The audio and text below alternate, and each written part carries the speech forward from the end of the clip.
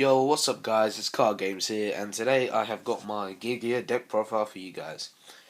I'm just going to get straight right into it. I'm just going to tell you guys first off that I've made a couple of texts to this deck, and this deck is a 42 card deck. So yeah, let's get straight right into it. I'm playing the machine build, by the way. 3 geargia armor, obviously this card is amazing in the deck. Gotta run 3. 3 accelerator because it's amazing again, you making your Xyz and gear guidance. So you have to run 3. And then I chose to run 3 arsenal just because I want to get my gear armor first turn really consistent, and plus this card is never bad to top deck. And it gains an attack boost. And then onto the machine engine, we play 3 gear frames. Obvious standard gear frame is amazing, helps you search fortress or cannon. Play 3 fortress. Some people say you play 2, but I play 3 fortress and 2 cannons. Just because I like abusing fortress and making big eye and stuff. I just really like this build more than I've tried gears with 2 fortresses. I've tried them with 2 fortresses, 2 cannons. I've tried them with 2 fortresses and 1 cannon, and I've tried 3 fortresses and 1 cannon out. And I honestly gotta say I prefer 3 fortresses, 2 cannon, just because of the fact that I can abuse them. And top decking into a cannon is amazing. I love top decking a cannon in this deck, and this deck doesn't really have bad draws, so you're not always going to draw like 2 cannons, and even if you do, you're likely to have like a gear armor, which you can go into your gear guy and X the turn after and just search out a gear frame and then summon the gear frame, get a fortress, discard the fortress and stuff. So yeah, it makes plays for massive combos. Then for my 2 techs, I play 2 card Ds. People might say if it's a 42 card deck and you're playing card Ds, you might as well just take the card Ds out. However, these are monsters, and I would have a lower monster count if I wasn't playing the card Ds. And also, card Ds is really good. You can always discard them with Fortress to summon Fortress from the grave. So yeah, you can always do that. Or, I really like it with this next card I'm going to show you, because I don't really like leaving my field open. So I play 2 Cyber Dragons. Now this might be a bit weird, but these are my techs of the deck. Basically, I didn't like summoning card D where I had nothing on the field, just a whole bunch of traps or something. Because you don't always open traps, like good traps. Like you could open a Starlight Road and a Judgment, and now it's not really good, is it? So yeah. These are what I had, because if my opponent summons like, I don't know, a Thunder King first turn, or let's just say he summons just sets a geargia armor. I'm playing the mirror match, okay?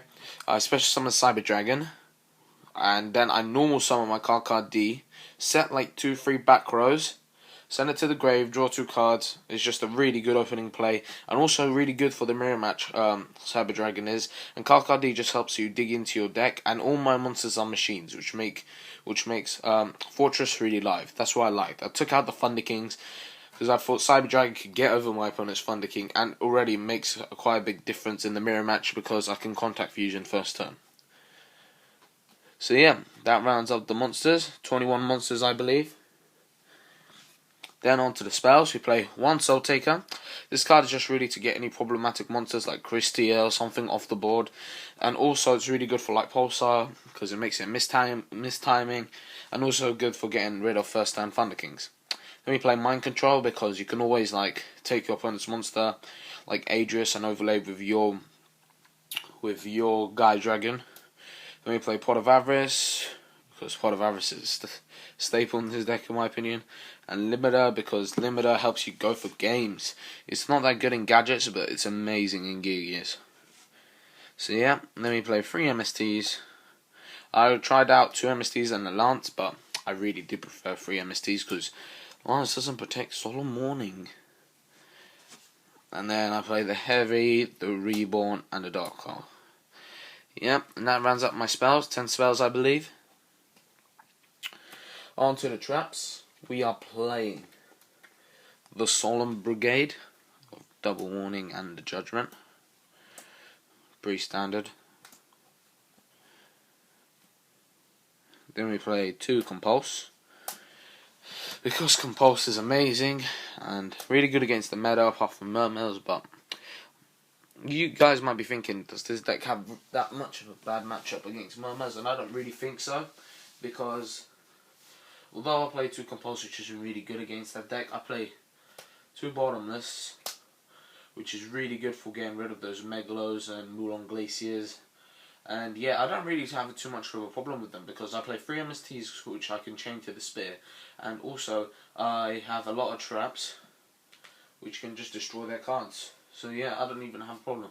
And if I go off, if I can survive first turn and I go off second turn, I usually win because you can OTK this deck turn 2 almost every game as long as they don't have an effect Veiler, which they don't really play.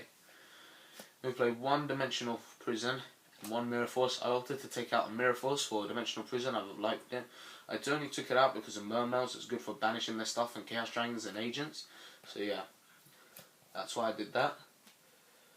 Then I play 1 Torrential, just because I have more monsters in the deck, 21 monsters, and also when I summon my card D, I like to set to Torrential just in case they go off. So yeah, I play 1 now, and I didn't like blowing up my fields, but I still feel the need to play 1. So yeah, that's why I played 1. And Starlight Road, just to protect my back row, because I am running 11 traps. So yeah, that rounds up the main deck for you guys. Onto the extra deck, we play 2 Giga and X's. This is of course staple. You have to run. You could get by with running 1 if you're a budget player, but 2 Giga and X is really necessary. I go into 2 almost all the time. You don't need 3. 3 is just a waste of space in the extra deck. And I don't run the MKs, by the way, in the main deck just because I'd rather. They're not good to open with first turn. If you draw 2 MKs, it's quite annoying compared to if you draw 2 Gear Frames or something, or 2 Cyber Dragons even. Cyber Dragon's amazing. Maystroke and Gem Knight Pearl, Bolt-on Poplar Operative for other rank 4s. Then we play the Utopia Ray. We'll play Mind Control, so Utopia Ray is live, and I've gone into it, and it's 1 mini game, so I play Utopia Ray.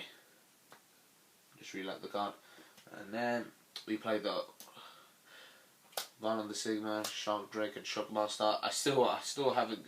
I barely go into Shockmaster. I usually go to Violent the Sigma a lot, because I don't usually go to 3 rank 4s unless I'm in a tough situation where I need to, like my opponent has a BLS or something, because Shockmaster isn't going to do jack all. Or this is the best bit, if my opponent has a Stardust Dragon and I go to 32 Shark Drake, I attack the Stardust Dragon and I can special summon it onto my side of the field, and then I can attack again.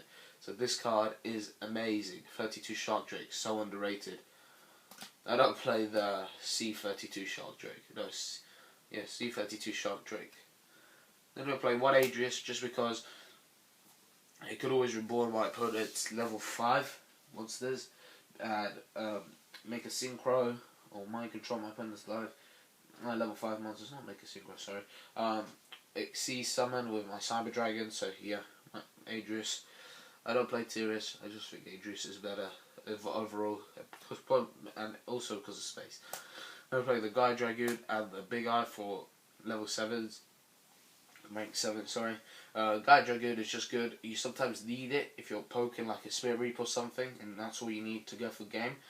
So that's really good. And also Guy Dragoon also, what's it called? Guy Dragoon, you can always mind control your opponent's Adrius or Tyrus if it has no materials. And yeah, just overlay into that. Overlay.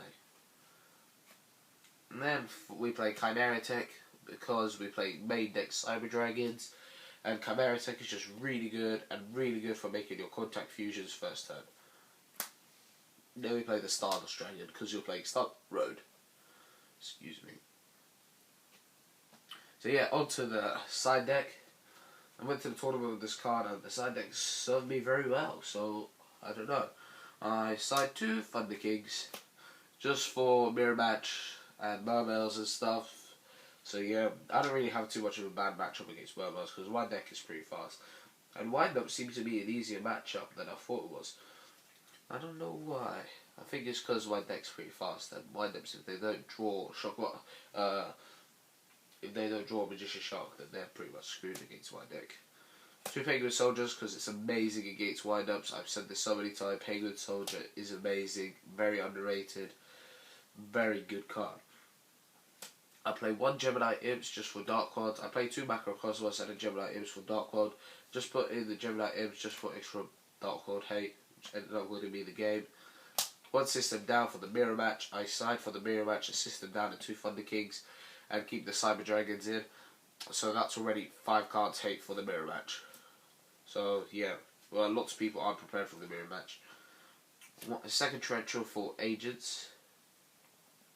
So yeah. And Chaos Dragons and wind-ups. One Dust Tornado and 2 Trap Stuns. I play too many back row to play Royal Decree.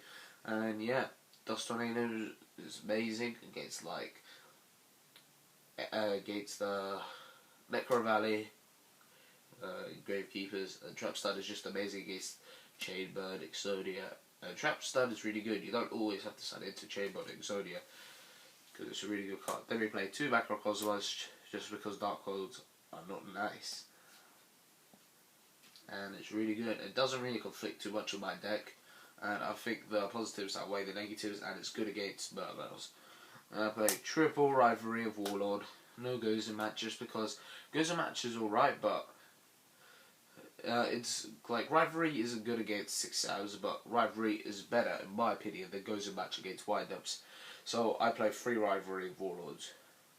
And yeah, some matchups Rivalry is worse, some matchups Rivalry is better. I prefer Rivalry in the deck just because, yeah, I just prefer it, to be honest. And also want to side in my other stuff. I don't really want Gozer match conflicting with my things. So yeah, that rounds up the extra deck, guys. Please tell me if you like this video too. Rate, comment, subscribe for more Yu-Gi-Oh videos, and I'll have some more deck profiles up soon for you guys. Cheers guys for watching. Adios.